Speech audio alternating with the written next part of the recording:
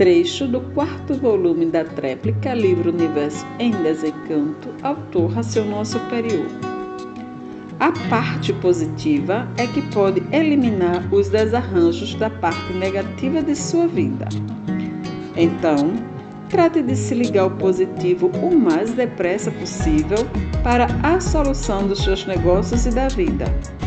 E assim, tudo entrando nos eixos para o verdadeiro natural de ser. Ser sempre aquilo que deva ser.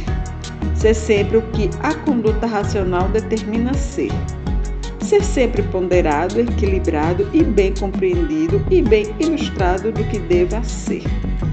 Ser racional é ter uma conduta adequada ao nome racional.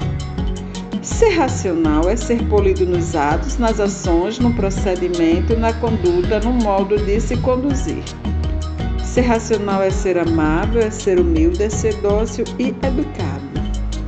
Ser racional é ter virtudes que condiga com o nome racional.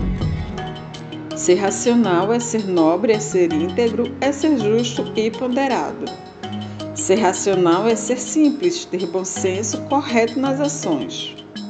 Ser racional é ter conceito elevado entre todos. Ser racional é saber situar tudo, esclarecer tudo, positivar tudo com segurança lógica e saber simplificar as coisas. Ser racional é viver dentro das medidas do possível. Ser racional é ter limite em tudo. Ser racional é ter o equilíbrio que condiz com o nome racional. Ser racional é bondade extrema. Ser racional é ter o equilíbrio que conduz o nome, é ter linha que conduz o nome.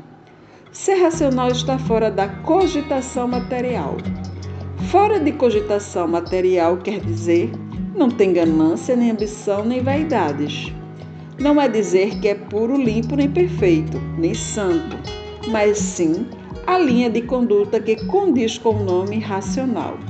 Ser racional é conhecer tudo, saber tudo e colocar tudo em seus lugares. Ser racional é conhecer o lugar de todos e conhecer o seu lugar. Ser racional é viver alegre, feliz e contente para o resto da vida. Ser racional é estar completo, bem dizer, de tudo. Ser racional é conhecer todo o jogo material.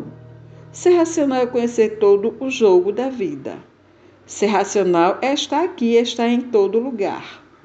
Ser racional é estar pronto condignamente para viver racionalmente. Ser racional é estar livre de cogitação material. Ser racional é saber colocar a matéria em seu lugar e se colocar no seu lugar birracional. Ser racional tem um equilíbrio formal natural de racional. Ser racional não é mais animal racional. Animal racional tem uma vida diferente de quem é racional.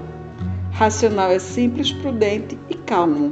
E assim serão todos aparelhos racionais.